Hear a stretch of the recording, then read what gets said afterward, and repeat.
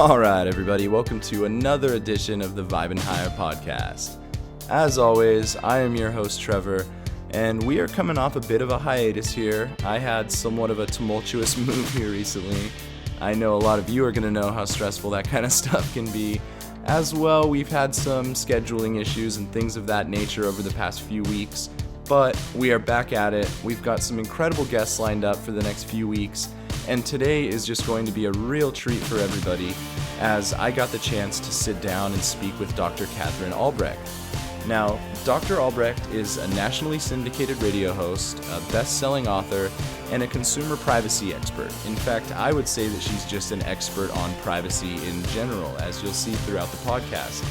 And really, if you're looking for somebody to point maybe a family member or a friend in the direction of that you're trying to wake up, Katherine Albrecht would be at the top of that list for me. She's Harvard educated, incredibly well-spoken, and the way that she's just able to so eloquently wrap up these hugely complex topics into just these neat little packages that are easily digestible and understandable to the average person, and even somebody that hasn't really gone down that rabbit hole, is incredible to me. On top of all of that, she was on fire in our interview. It was really incredible, and in fact, as you'll see, she sort of left me speechless a couple times. I really didn't know what to say, but it was super impressive. It was really invigorating to get to speak with her and to get to hear the things that she had to say and the way that she was able to say them. So I'm not going to leave you guys hanging anymore.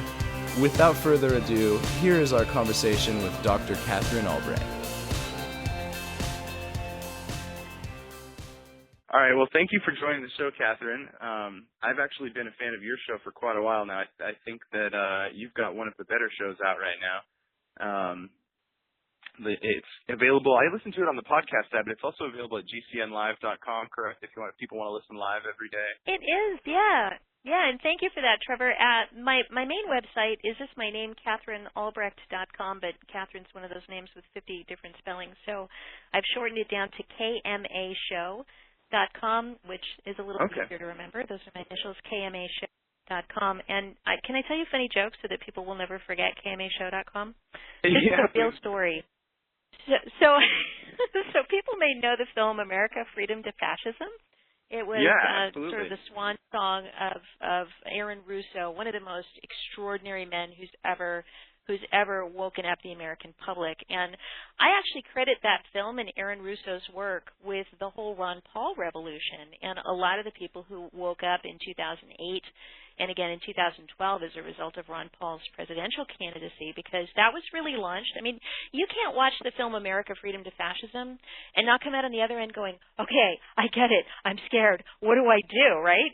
And at that point in time, the thing to do, because Ron Paul was in the film, and he was really the only person you could actually do something with, right? Because the rest of us, we just kind of got up there and scared everybody. But Ron Paul said, yeah, it's really scary. And by the way, guess what? I'm running for president.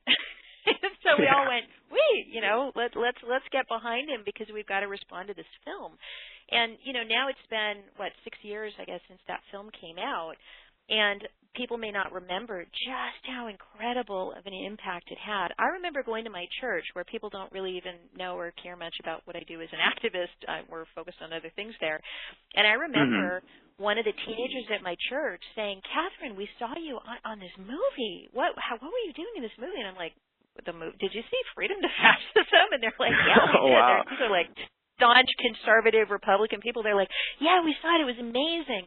And I said, how did you get a copy of America, Freedom to Fascism? And up here in rural New Hampshire, you know what they said? Our mechanic gave us a copy. So that gives you a sense of just how the distribution of that film was literally nationwide. And in fact, my big dream over Freedom to Fascism was that we would have been able to send a copy of it in the mail to every registered voter in America, because then Ron Paul absolutely would have become president, or there would have been a huge outcry when they did what they did to him to keep him from becoming president. But anyway, I digress, because I want to tell you why it's KMA Show, well, because those are my initials, but what Aaron Russo said. Hopefully I won't offend anybody. So I'm in a Kinko's, and I'm photocopying a bunch of privacy stuff. It's actually newspaper clippings. And my cell phone rings back in, I don't even know what year this was. This was years and years ago. And the cell phone rings, and it's this guy I've never heard of. He says, "Hey, I'm Aaron Russo," in his deep voice. He says, I'm doing a documentary. I'm putting the plans together for a documentary, and I want you to talk about spy chips, about RFID and microchipping and all of that. And I said, great, I'd love to do it. He says, I'll tell you what, let's look at the calendar. I'll get you on a plane flight. I'll fly you out here to my home. And he was like in Beverly Hills. He goes, we'll film it in my home. Yeah. You know, I got a big studio there. And he says, all right, so I'm gonna email you all the information. And he says, what's your email address? And I said, well, it's kma@spychips.com. And he busts out laughing. And I said, why are you laughing? He goes, that's so perfect. And I said, perfect what? He goes, KMA, don't you get it? Kiss my... Oh. I need a bleep. Yeah. Kiss my beep. So every time I give out my KMAshow.com, I always remember Aaron Russo, rest his soul, and how he absolutely made me blush to the roots of my hair. I was so embarrassed when he said that in the Kinko's. But anyway, now nobody listening is going to forget KMAshow.com. Oh, no. There you go. And I'm sure you didn't offend anybody out there, but that's funny that you mentioned that your mechanic had given a copy of it to a member of your church, because I still have. I imagine it was a DVD that had been burned, because it was in one of those little paper sleeves.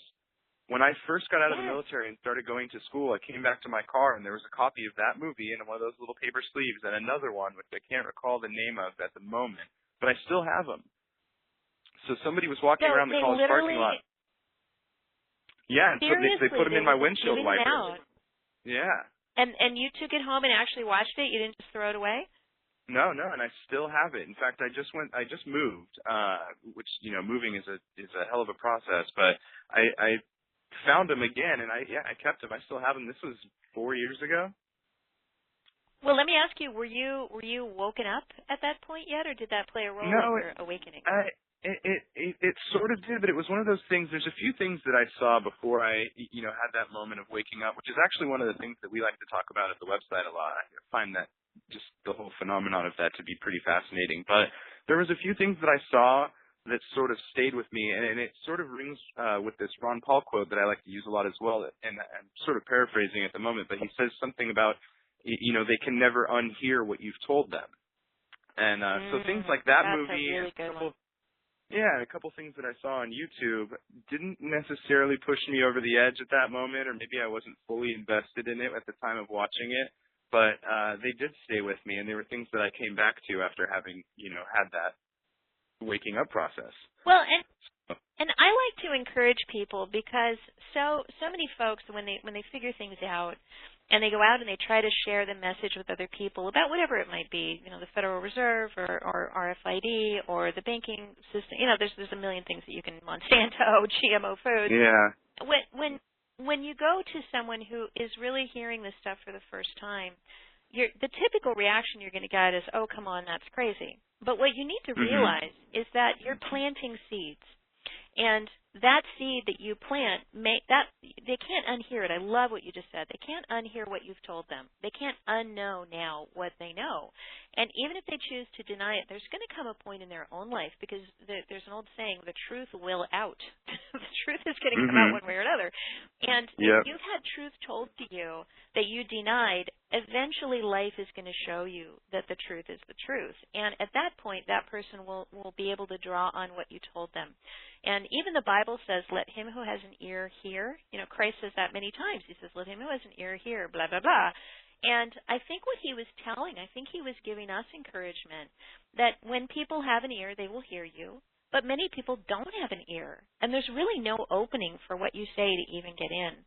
So when I try to educate and wake people up and enlighten people about really important things, I always go on the assumption that the vast majority just don't have ears, or their ears are plugged up, they can't hear me. And I'm really speaking not to the majority to change everybody's minds, but to plant truth.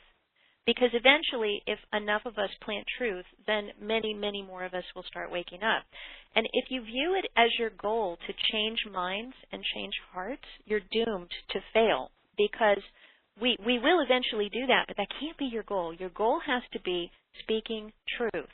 And backing it up, obviously, you need evidence. You need to be compelling. You need to be convincing. You need to be charming. You need to be patient. But I think when you speak truth to people, you have to not have your gauge of success being how quickly they come around to what you're telling them. Your gauge of success simply has to be how thoroughly you communicated it. And this is like kind of a new thought for me. I've been doing in the trenches activism and privacy work since 1999. That's a long time to be doing this. And I've tried everything from street protests, picket signs, legislation, websites, campaigns, you name it. And I think when I turned that corner and realized my job is not to change you or anybody listening. My job is just to tell the truth. And then it became so much easier. And I could say, wow, I was really successful today. Even if I went to a big event and I spoke to a bunch of people and they all threw tomatoes at the stage and said, we don't agree with a word you said, I would still walk away and ask myself, did I convey truth? And did I convey it effectively? And if I did, I would say that was a successful event. And that's like a total, complete mindset shift. And it's one I think we have to have if we want to stay optimistic and encouraged about spreading the message of freedom. No, you absolutely nailed it. And in fact, I've actually written about this. And like you said, I actually had to learn a lot of what you just said the hard way, because when I first started, waking up and learning about all this stuff, I was like, I went on a mission, like 24/7.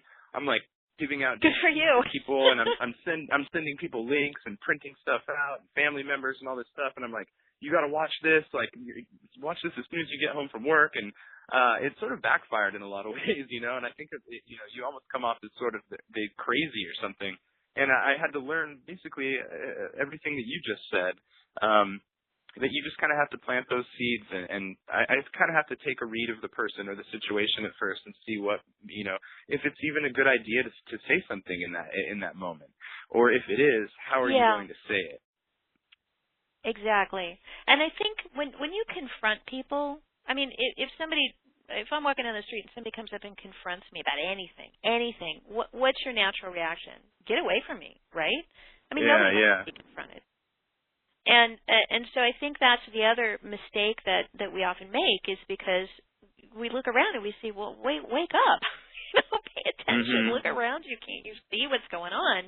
And part of what I want to get into during our time together today is I want to talk about how I think some policies put in place by the big servers or distributors of information are actually making that process harder. That it's making it more and more difficult to convince other people of truth. And this is kind of an interesting phenomenon. I've just noticed it in the last couple of years since Google came out with what they call their personalized search results. It's also been called the filter bubble. Eli Pariser has a New York bestseller on it called The Filter Bubble. And what it is it's putting us into our special interest bubbles, so that we only talk to like-minded other people. We only get information from like-minded other people. We don't see what the other side, or perhaps the side that doesn't understand what they're seeing and thinking. And I'll give you an example.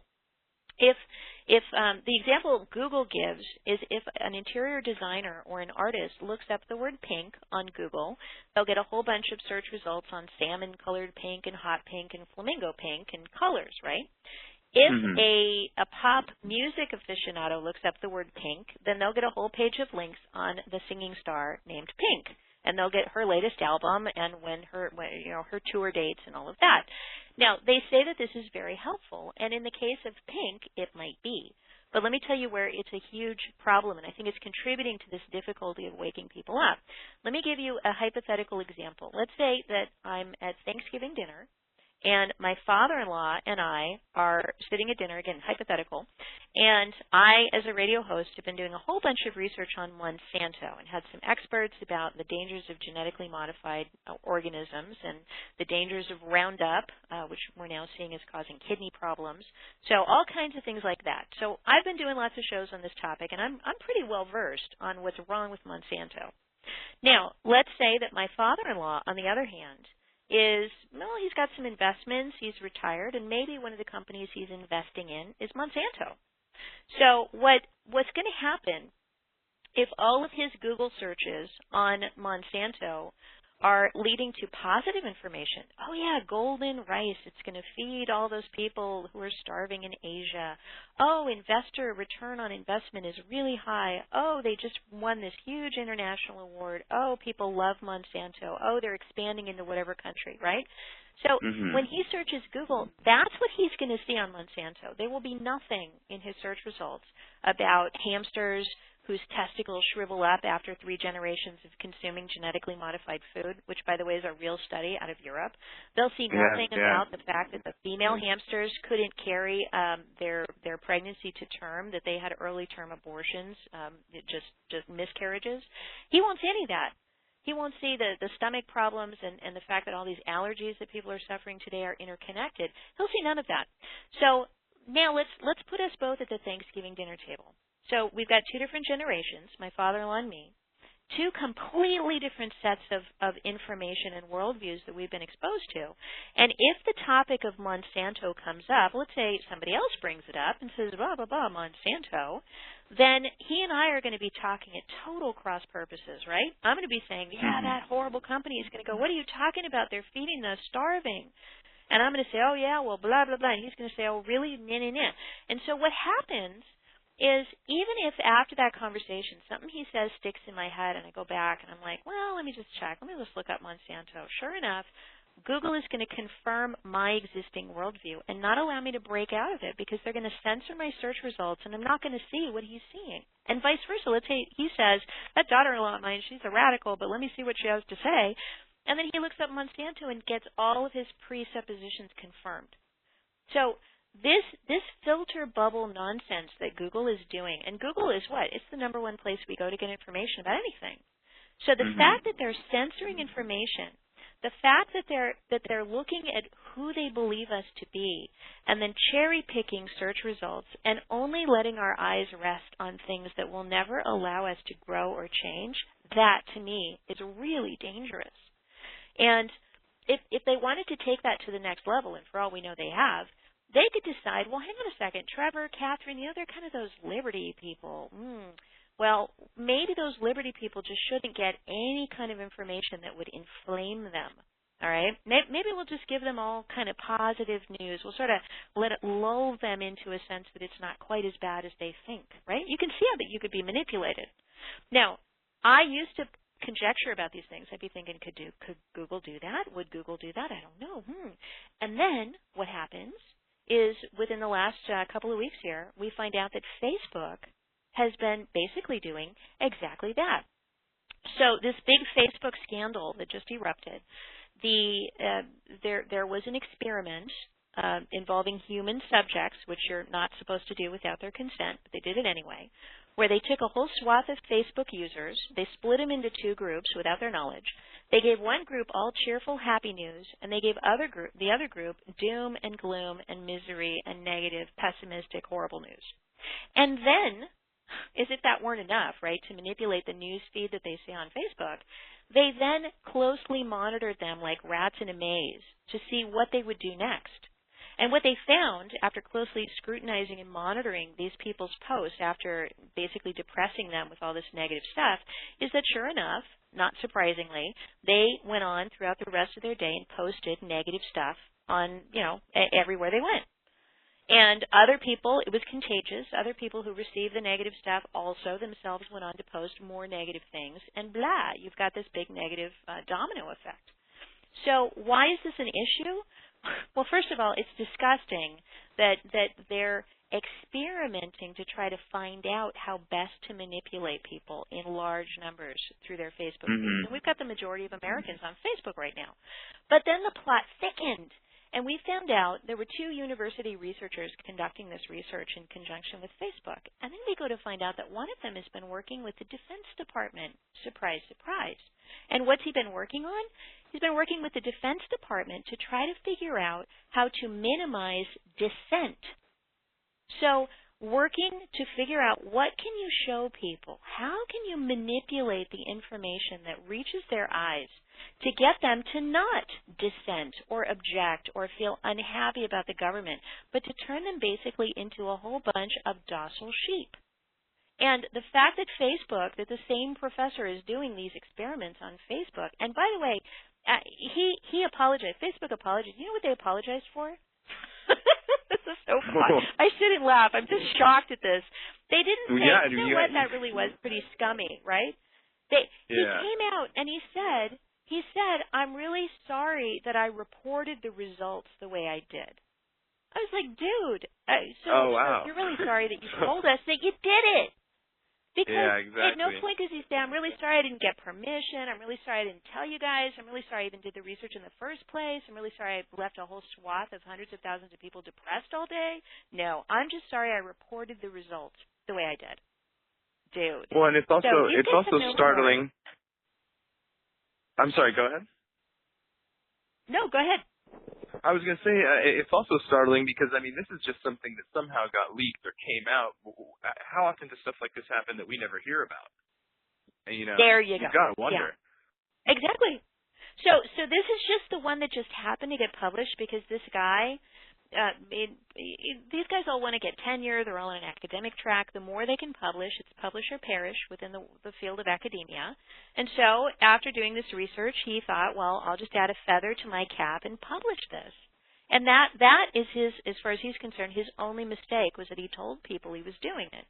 So you better believe the next time Facebook decides to manipulate the feed that they serve you, and there's nothing legally preventing them from doing that, the next time they do that, you better believe nobody's going to breathe a word of it. It's going to be top secret because of the backlash they got this time around. So these are the things that make me, as a person who really cares deeply about information and free exchange of information and liberty, to be very, very concerned that we are involved in a monopolistic consumption of information. And we may think that we have a million different sources of information, but if you track all these stories back, you find that they only come from a very small number of news sources, and then they get spun and respun and blogged and rewritten.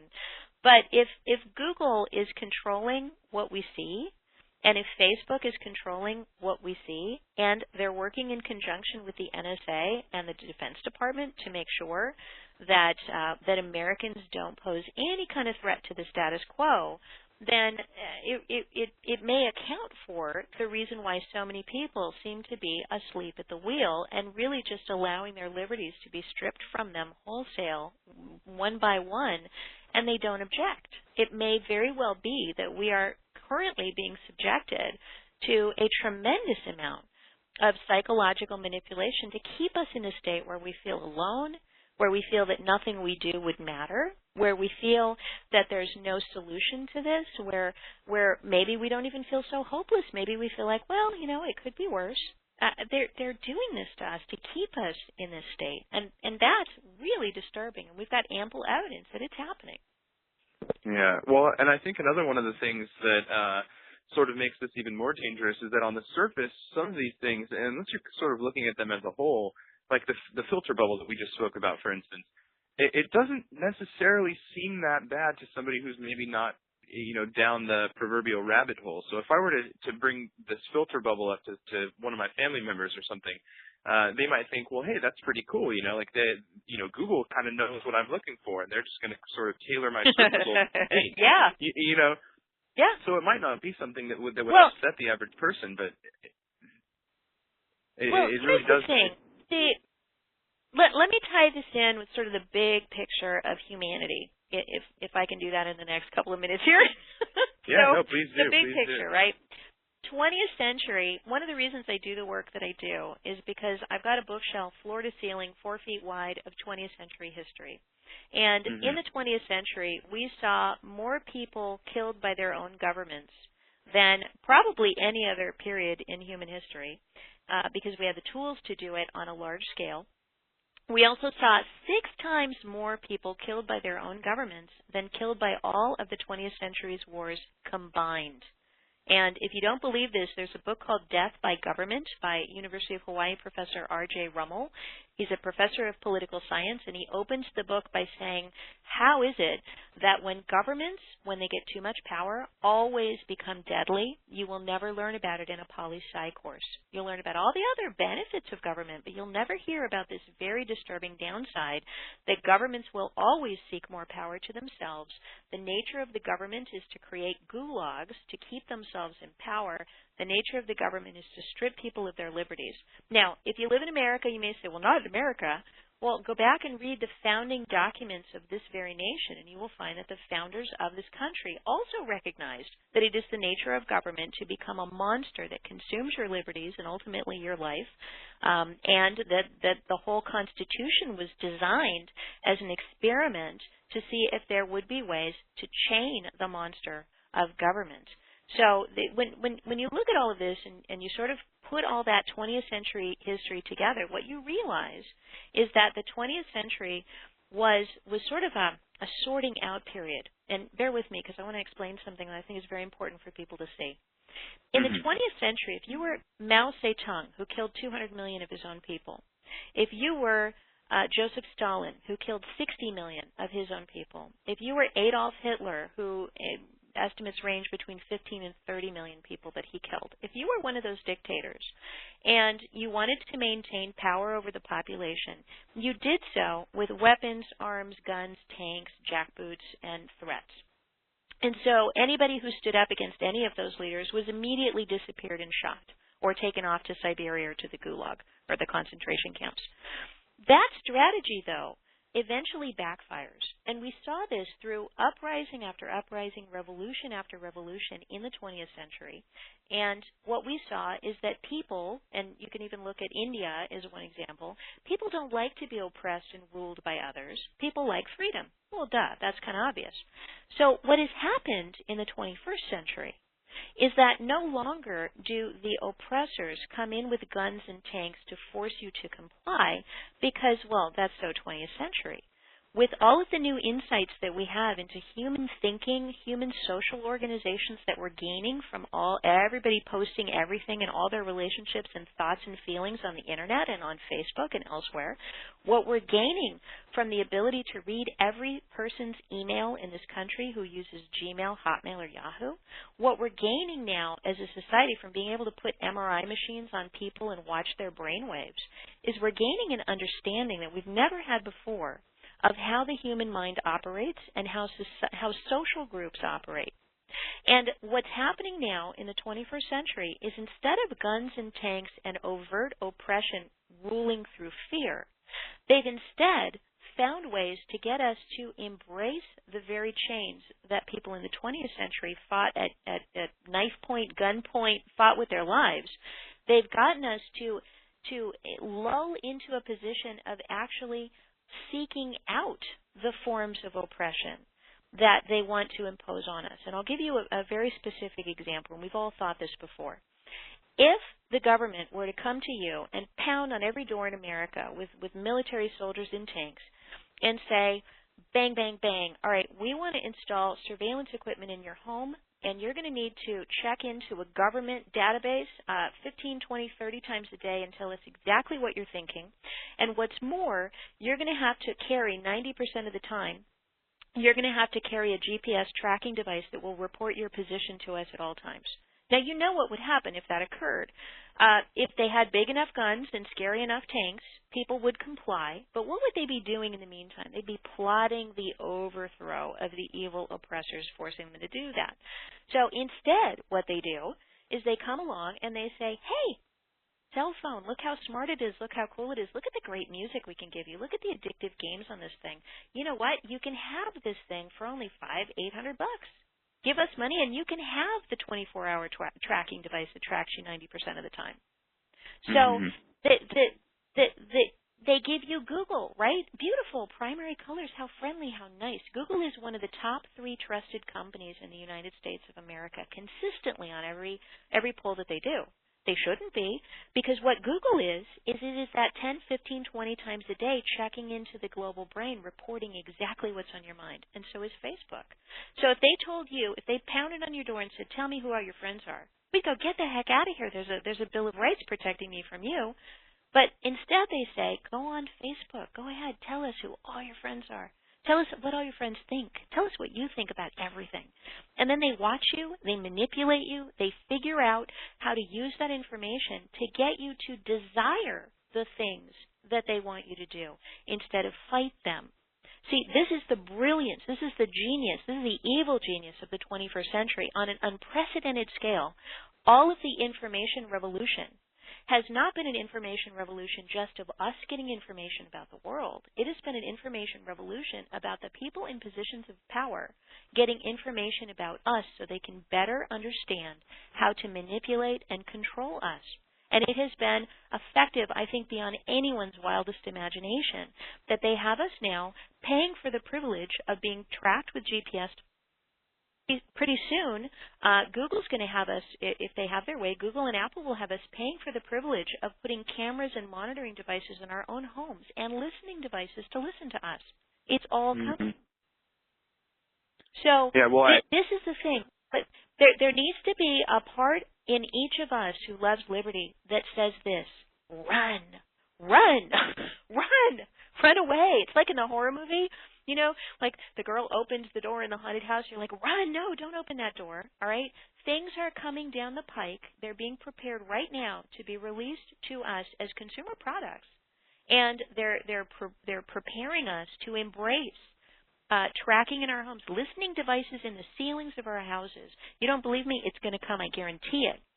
And the minute they cross the line into our actual homes, the next place they're going to want to cross the line is into our bodies. And then there will be no place to get away from the surveillance. And again, they will have people thanking them for the privilege and paying for the privilege. Look at Google.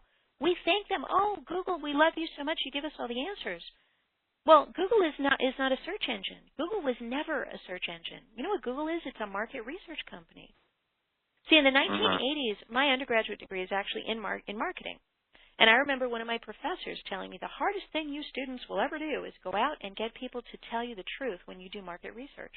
You'll get them together in focus groups. You'll ask them questions. They'll never tell you if they have hemorrhoids, if they're having erectile dysfunction. They're not going to tell you if they're having problems in their marriage or if they're alcoholics. They're not going to tell you any true things. They're going to tell you what they think you want to hear. And so the big challenge is, how do you get information out of people so that you can market to them? Well, if I were to call you up and say, hey, Trevor, listen, I got all these questions for you, all right? You got an hour? Because I want to know, like, did you have a happy childhood? You worried about your finances? How much do you pay in rent? No, you own a house, really? Are you thinking about foreclosure? You got a job? Got a girlfriend? Got any medical conditions? Got any rashes? You'd be like, get the heck, who are you, right? You'd slam the phone down, I hope.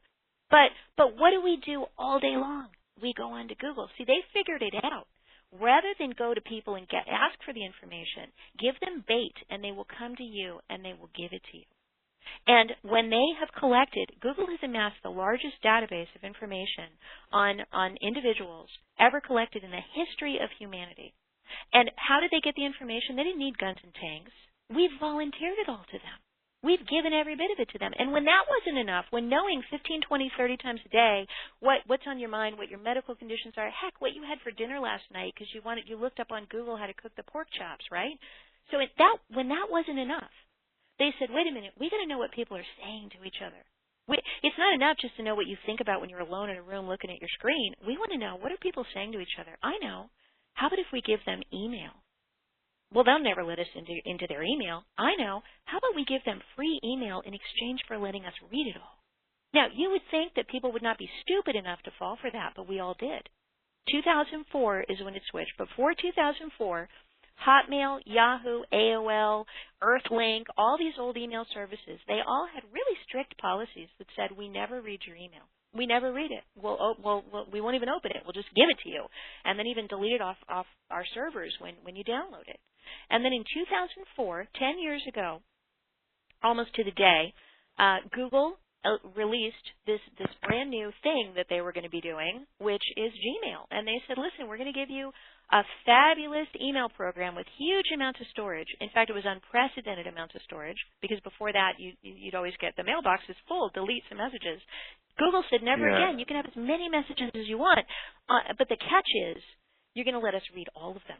And people don't get this. Do Do you know if you send a business plan to a friend, if you send a protest plan to your fellow conspirators, if you send your tax return to your accountant, if you send your medical records to your doctor, and you send it to or from a Gmail account, that Google will actually strip off the attachment, open it up, make a copy of it, scan out all the keywords, and add them to the profile that they keep on you? This is mind-blowing. If people understood the amount of information that is being sucked away from them through email, I think that they would never touch the computer. Seriously. And when you tell this to people, I think it doesn't really register, because the thing about privacy invasion in the 21st century, unlike the 20th century, in the 21st century, it's odorless, it's tasteless, it's invisible. You don't feel it happening to you. And so when somebody tells you, like right now I'm telling you, when somebody tells you it's happening, people go, oh, well, that's not good. But anyway, let me just write some Gmails to my friend about how it's not good. I'm like, wake up. So we have got to realize there's a new threat model in the 21st century that never existed before. And I don't think we as a society are prepared to comprehend it or deal with it. There's a new threat model, and the new threat model is getting you to embrace the chains and put them on yourself. And then they don't have to worry about an uprising because you're happy with the chains. Oh, can I get the gold-plated ones, please? Can I get the handcuffs that are like rainbow-colored? Oh, thank you. Yeah, and then exactly. we have unboxing ceremonies on YouTube when we open this stuff up and we talk about how wonderful it is, like the Disney wristbands, right? Disney, there's unboxing videos on YouTube of people opening up their RFID frickin' tracking wristbands to go to Disney and condition their kids to be in an environment that is absolutely seeded from top to bottom, like landmines, with RFID tracking devices all throughout the park. And instead of going, get this thing off of my kid, what are you thinking? People are paying for the privilege and putting these gushing things up on the internet. Oh, I got a pink wristband. Oh, I got the Minnie Mouse wristband. And they pay for the privilege of training and conditioning their own children to become enslaved.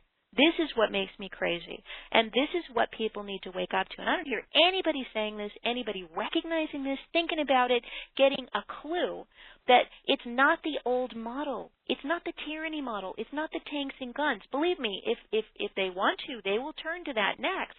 But why do that if you can get people to voluntarily become slaves and subjects to the system and voluntarily be watched? So then you can figure out who's starting to wake up and catch on. Then you can figure out who's got a clue. This is why this NSA, what do they call this list of people using Tor, right? This watch list. Extremist list. The potential extremist. You know what an extremist is in this sheeple society? Anybody who's paying attention. That's an extremist. Anybody who's got a clue and lift a finger to protect themselves against this onslaught. That's what they call an extremist. And, let's talk Cambodia for a minute. I talked about lots of other 20th century regimes. So Pol Pot put together the Khmer Rouge in Cambodia in the 1970s and proceeded to kill 25% of their population in 5 years.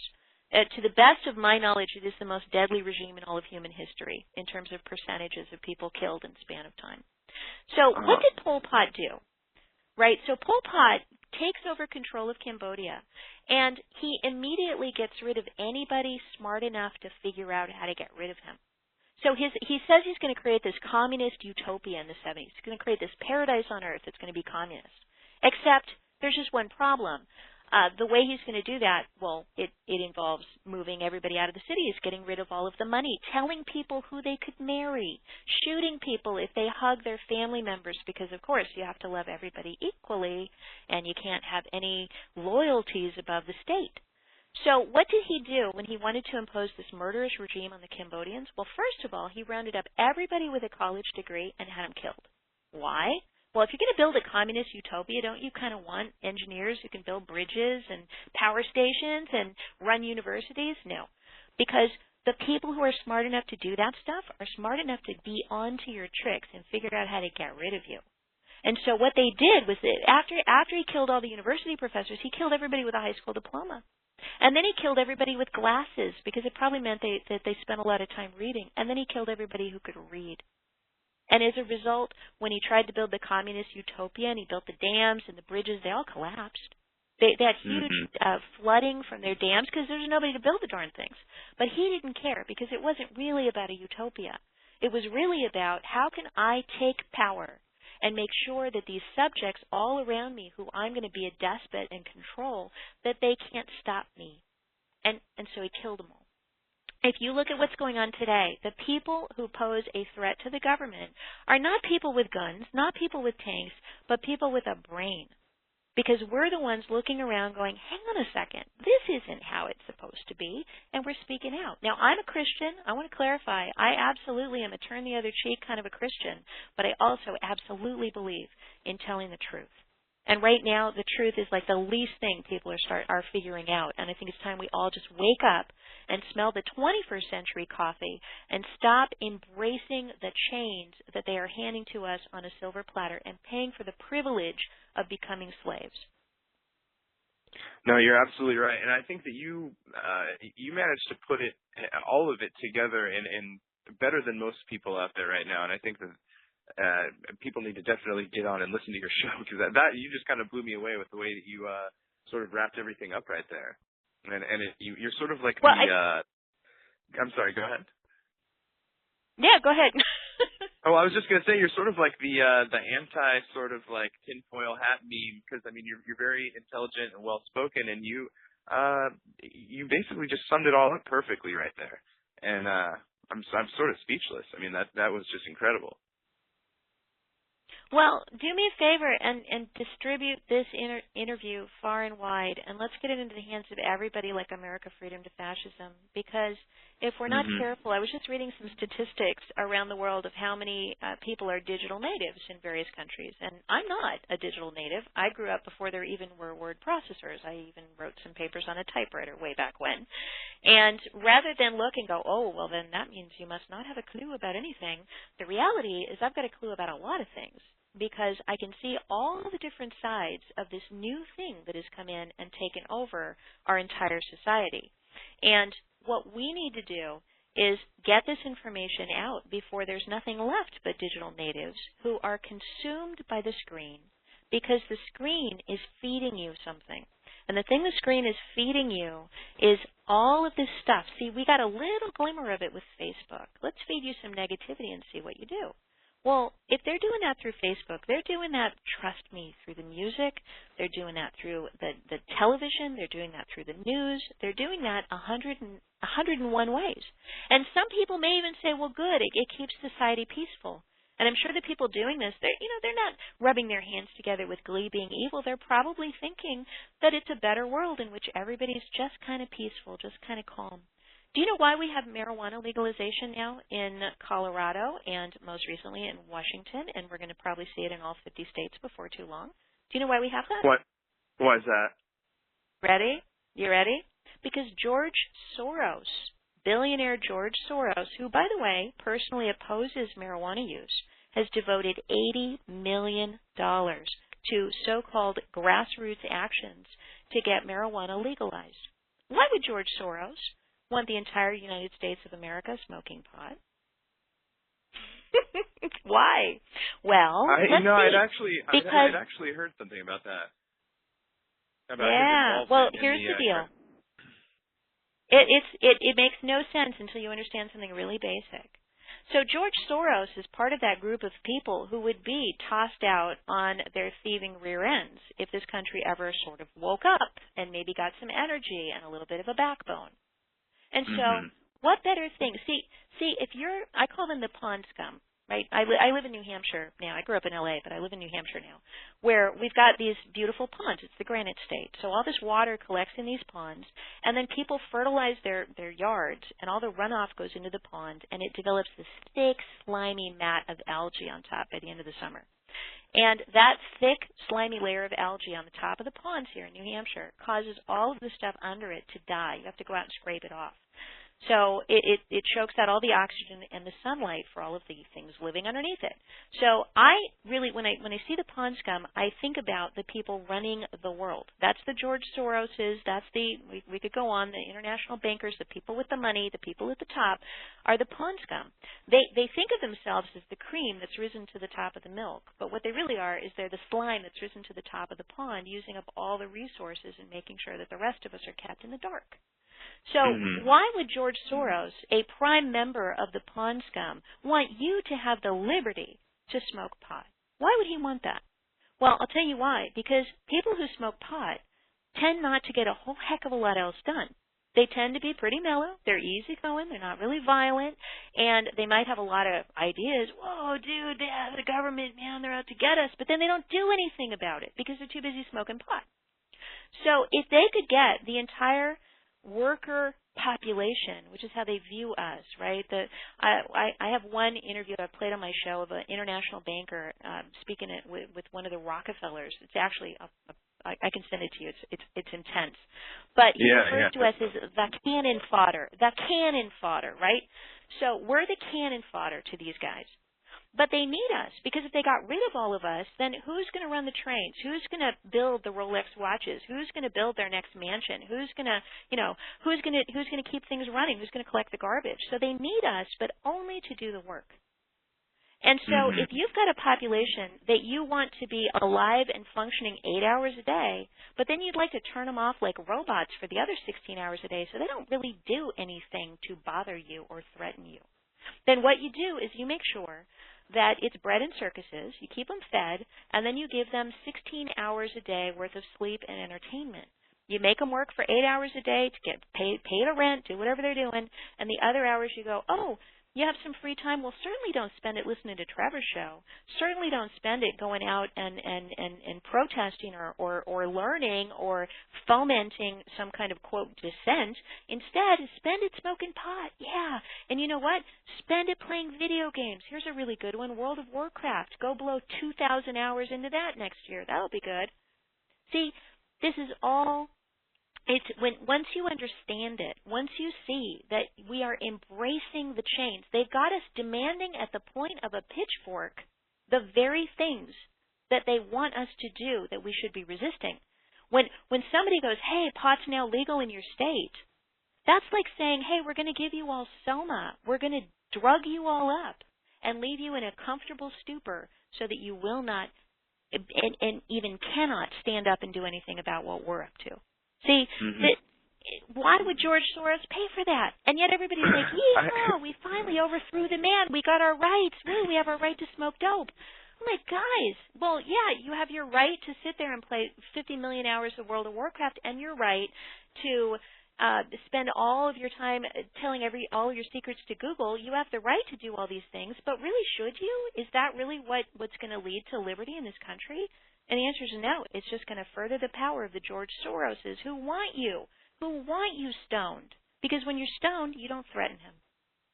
Yeah. No, you know what? Like I said, I had actually heard something about that, and I didn't really make the connection on why somebody like George Soros might be funding these, like you said, grassroots marijuana movements. But, I mean, no, it does make total sense. It's insane. I would like to hope, at least if it's something that's going to continue going forward, that it might lend a little bit of it might sort of help people to, like you said, maybe open their minds a little bit. I don't know as far as the motivation. I'm not sure. That is sort of a weird subject. And I realize that we have gone over a little bit here. Yeah, let me just sum this up, if I may. Yeah, go ahead. No. I'm please, sorry. please do. Yeah, these are themes I obviously feel very passionately about. I want to encourage everybody listening, if you haven't listened to my daily radio show, I do this for an hour every day at kmashow.com, and you should be able to remember that. I also am now writing a column for eHow. They're along with my Spy Chips co-author Liz McIntyre, we're their latest tech columnists. So you can go to ehow.com and click on tech, and you can read our latest columns there. I'm involved in a bunch of different projects, but the one I'm most excited about is providing alternatives, because it's one thing if I get up here and I say, stop using Google and stop using Gmail and stop sending all your secrets around through email and typing them into search engines. It's another thing to actually do something about that. So I have spent the last several years of my life, since 2009, helping to develop tools that will help you to pull the Google, Yahoo, and Microsoft needle out of your arm so that you can wake up and stop being part of this. And you mentioned one of them at the beginning, the Start Page search engine. Yeah. I helped to create in 2009. Yep, Start Page, we call it the world's most private search engine. And what it is it is a portal. It's a private portal based in the Netherlands where you can get full and authentic Google results that are not filter bubbled. They're just generic results from their syndicated feed, and there is no tracking associated with this. So if you log on to startpage.com and you search for whatever you're searching for, we will submit your search to Google for you. We will get rid of any tracking cookies or other things, so Google never sees you. They only see us. And we're doing about a little over between 5 and 6 million searches a day, depending on the day, that we're submitting to Google in this way. And then we get the Google results, we serve them to you privately, and then we delete all records of your visit. So we don't store IP addresses. We don't make any record of what you've searched for. At the end of the day or even during the day, there's literally no record of who is searching on Start Page. If you don't want Google search results, and some people don't, then you can use our other search engine, equally private, and it's the exact same thing at ixquick.com, IXQUICK. And when you search with Ixquick, we take your search and we submit it to multiple search engines excluding Google, and then we give you the best search results from those. So that's Ixquick.com and StartPage.com. StartPage, you can remember, like, start something. Like, it's time to start something. It's time to start something new. So StartPage is, both of them, you can make them your homepage. I would like to challenge everybody listening to stop using Google. I'm going to challenge everybody listening, stop trusting them. They have been a part of the PRISM program. We have all kinds of evidence about this from Ed Snowden. They are not a search engine. They are not a calendar program. They're not a voice program. They are market researchers. And having amassed the largest database on earth, they are tempting targets for governments around the world to not only capture all your information from them, but to begin manipulating them. Do you know, if you search with Google in China and you look up Tiananmen Square, you won't get any information about the massacre because China has told Google to delete all of that. So the search results you get if you look up Tiananmen Square is going to be like happy families picnicking in the park and the park hours and the background of the statues. But you won't see anything about the fact that the Chinese government killed in cold blood with hollow point bullets protesters at Tiananmen Square in China because Google censors that away. So what are they censoring away here? I don't know. So StartPage and Ixquick. StartPage, if you want Google search results, some people really love them. I use StartPage most of the time. And Ixquick is ixquick.com. Add them to your browser. There's instructions right on the homepage of how to do it. And I would urge everybody listening, take the 1-week StartPage or Ixquick challenge. Do yourself and your privacy a favor. Take the whatever search engine you're using needle out of your arm and overcome your addiction. And stop saying Google it every time you turn around. We're giving this company billions of dollars of free advertising every day when we say Google this, Google that, Google the Panama Canal. So you need to say look it up on a search engine, or what we say around here, we say Start Page it. So that's the first thing. Second thing, email. Email, my gosh, is that ever a serious issue? Everything that you write and type in a Gmail account or a Yahoo account or a Hotmail account is being cataloged. It's being subjected to, quote, content analysis. Yahoo says this. You can't miss it. So everything that you do on those search engines is going into this giant dossier of information on you. Please stem the hemorrhaging of your information and get off of these email services. I have spent 3 years now working with the engineering team to develop StartMail. It's online at startmail.com. There's a two-minute video up at the top, which I put together, that explains why you need it and what it does. And we have 50,000 beta testers on board. We've been beta testing for some time now. We're about ready to launch the paid product, but it's going to be on invitation only. And if you'd like to get an advance reservation for an invitation, just mention this broadcast, mention Trevor or my name, Katherine Albrecht, and there's a little form at the bottom of the startmail.com page where you can sign up to receive an advance reservation for a StartMail account. It's going to be $5 a month, and well, you better believe that companies are responsive to whoever pays the bills. At Google, who's paying the bill? It's not you. That means you're not the customer. You're the product. You're being sold and diced and sliced. At StartPage, you will be the customer, and we respond only to you. It's so private that we can't even read your email.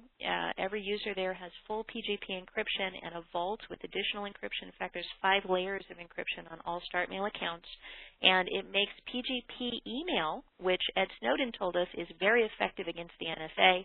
It makes PGP email available to regular people. You just check the box, and all of your email will be PGP encrypted.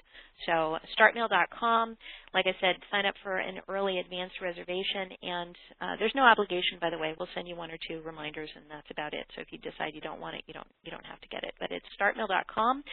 And I hope everybody gets on board so we can create a whole secondary internet and tell these watching guys to fly a kite.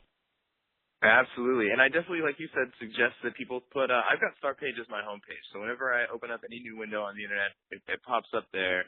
And it is, like you said, sort of hard to pull that needle out and not sort of type in your search into the little URL bar and do those things that we've been doing. Well, you know that URL bar up there? Mm-hmm. Yeah, you know what you can do, though? If you go to startpage.com as your homepage, right underneath it, it'll say add StartPage to Safari or Firefox or Internet Explorer. And if you do that, it'll actually, in that little box up in the right, it'll give you the pull-down option of StartPage. And then you can just click it once, and then it'll be your default from that point on. So it's an easy way to add it to your browser. Yeah. Perfect. We're trying to think of everything. And if you have Internet Explorer, we even have a toolbar that you can plug in so you can get access to even more privacy tools. Perfect. Well, of course, all of these links will be available wherever this interview is available. Your website as well, which is Katherine with a K, Albrecht.com. We'll have links to all your social media. You're on Twitter, correct? Are you active on that Twitter account? I saw one. Yeah, well, I literally only use it for things I would put on a billboard, and I recommend everybody else do likewise with Twitter and with Facebook. But I am on there. You can find me there. And the easier URL, remember, kmashow.com. That's the easy one. Perfect. Well, Katherine, this has been amazing. The reason that I wanted to have you on the show is that you do such an incredible job of sort of summarizing and wrapping these hugely complex topics up into these, like easily digestible and understandable packages that don't come across as, crazy or, like I said, tinfoil hat, So I'm really, really thankful that you gave us your time. And, I guess we'll talk to you soon. All right, Trevor, it's been a real blessing to be part of this broadcast, and I want to send out blessings to everyone listening. Thank you so much. All right, we'll talk to you soon, Katherine. Okay, bye-bye. All right, folks, there you have it. I hope and I'm sure that everybody enjoyed that just as much as I did. Katherine really is an incredible woman, and I think that it's probably pretty clear at this point why in the beginning of the podcast I had so many fond things to say about her. Specifically, her ability to get points across and summarize topics that might otherwise kind of have people's heads spinning. So we definitely are extremely grateful to Katherine for not only her time in joining us on the show today, but for all of the work that she does daily, really for everybody out there. So get out there, support Katherine, listen to her show. The website is katherinealbrecht.com. kmashow.com. You can listen to the show at gcnlive.com, as well as my preferred listening method, which is the iTunes podcast app. And speaking of the iTunes podcast app, this podcast, the Vibin Higher Podcast, is available there as well. We're also on Stitcher. We're on YouTube. Make sure you check out our website. It's vibinhigher.com. There's articles. There's other stuff besides the podcast there. So definitely check that out and get in touch with us. We're on Twitter. It's @VibinHigher. We're on Facebook. We're on Google+. We get a little bit of interaction with you guys, but we really want to hear from you. And specifically, if there's anybody that you want to hear interviewed, let us know. Email me. It's trev@vibinhigher.com. we will most assuredly seek that interview out. So I hope that everyone's enjoying their summer so far, and just keep your eyes peeled. We got some cool stuff coming down the pipe. As for us, that's it for now. We will catch you next time on the Vibin Higher Podcast.